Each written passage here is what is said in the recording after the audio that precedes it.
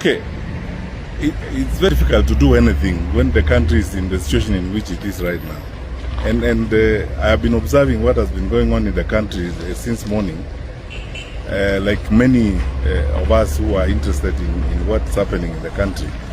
And quite frankly, it's very painful and very unfortunate to see what is going on in the country, because I don't think there's someone around who thinks we should be living like this every day.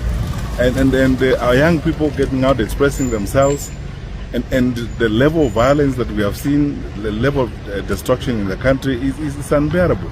And we cannot pretend that there are no issues. And this has nothing to do with politics. Whatever side of the political divide you belong to, these issues need to be addressed. I keep asking this question: how many lives are we going to lose before we start listening and reasoning with each other? Because what is being asked here really is attention, and then to ensure that we work in an inclusive manner to address the challenges that we face. And we cannot pretend that the challenges don't exist, and then we live as if those who are raising questions, or those who are on the streets, like our young active Kenyans, are just doing it for any other reasons except trying to address the real issues that they deal with on a day-to-day basis.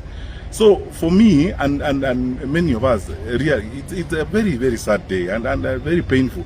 If we were a little more open and more focused in addressing some of these issues, we should not have gotten here this year.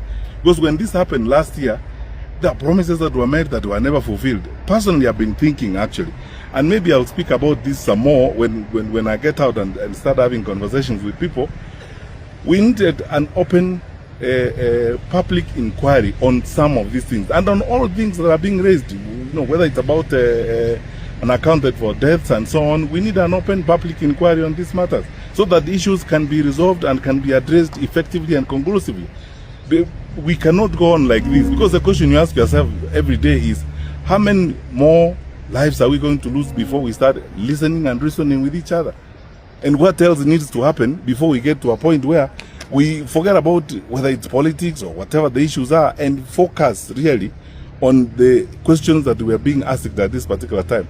Why must it be that when people ask questions, they are met with either a different attitude, or they are met with violence and so on and so forth? Yet they are basically asking questions, and they're not saying things that are alien to us. They're saying that things that we know and we ought to relate to in an effective manner. So my view is, I've observed this for the bit that I could, and listened very carefully, tried to spend most of the time,